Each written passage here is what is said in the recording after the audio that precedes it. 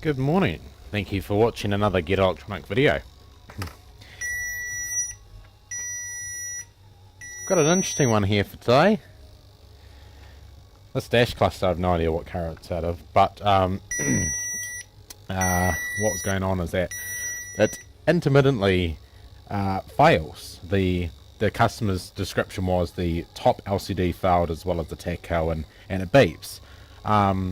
So that's interesting. It's been to another technician, and he's reflowed the board in various places, the main connectors, the normal stuff that you would obviously reflow.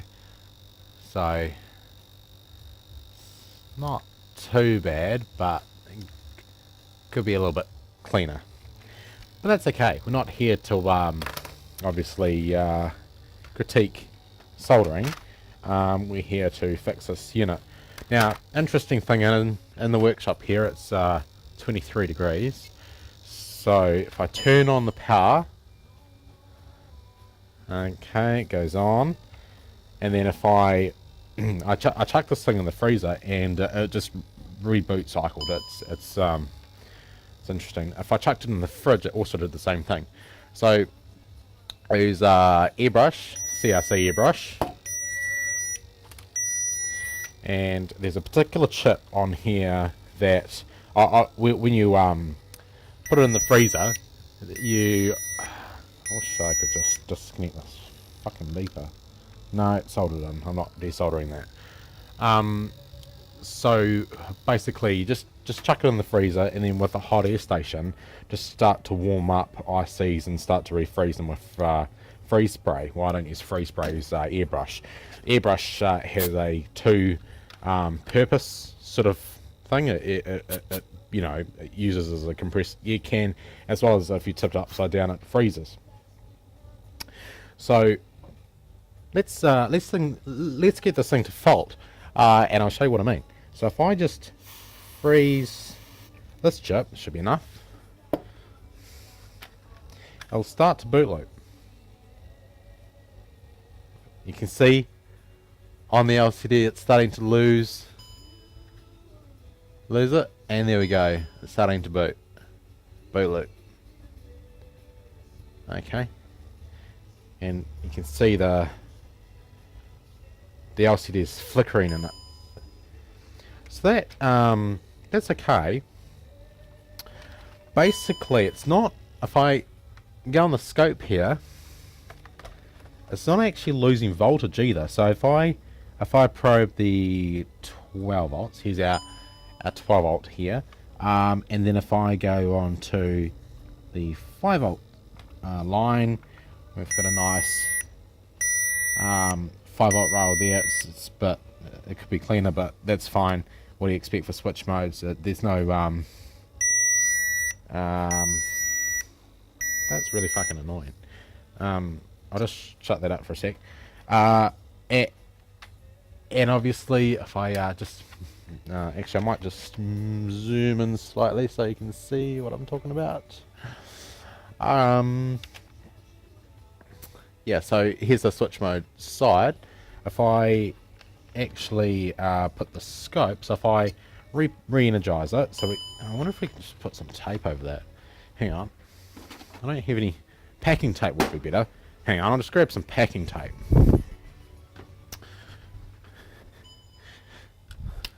It's not so bad when you're alone, but it's fucking annoying. And that should shut it up. Famous last words, of course. It's okay. It's better than before. But anyways, so if I go back out and see the scope here, I wonder if I should turn off the lights as well so you can see the waveform easier. Might just turn off the light here. Okay, so you can see the waveform on the scope a lot easier. if I probe our 12 volt, so we've got our 12 volt signal here, we've got our 5 volt wobbly there, and if we go on to the inductor side, we can see the waveform generated by the switch mode. Okay. I wonder if I should actually, I'll just see if I can get a closer shot of that. Okay. So this does actually have VGA output, this the scope, so could have probably overlaid that, but I'm not going to do that. Okay, so I'm going to probe onto the inductor, and this is the nice waveform that we're achieving here, nice arbitrary waveform. So if I grab the freeze spray and start to freeze that IC,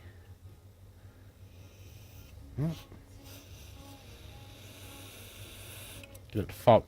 See this? It's adjusting as if it's, it can't handle the current capability. That's what's going on here. So if I actually scope the output, we are still getting a 5 volt signal. Going 12 volt. That's not boot looping anymore because it's warmed up. I'll just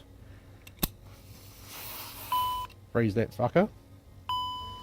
Okay, so obviously our 12 volt line's still intact. But if we go to the inductor, look at that, pulse width is changing. So that tells me that it's losing its current capability. Interesting. Only when it's cold. About 5 degrees as I found out. So, to prove this theory, before we wire in another switch mode, what I'm going to do is I'm going to set up another power supply that has a 5 volt line, and we're going to I'll grab a probe, I'll get it to fail and get it a little more icy. Okay, so it's clearly doing its thing. I'm going to just energize that 5 volt line. Oh, fucked up there. There we go. Okay. So now, it's not boot looping anymore. Yeah, lights are on. And it's doing its full startup. There you go. Confirmation beep. If I remove, then it does the boot loop again. Cool. There we have it. So, how we fix that is we wire in another power supply and job done. That is really not healthy. I'll just switch off. Anyways, that's the diagnosis of this dash cluster.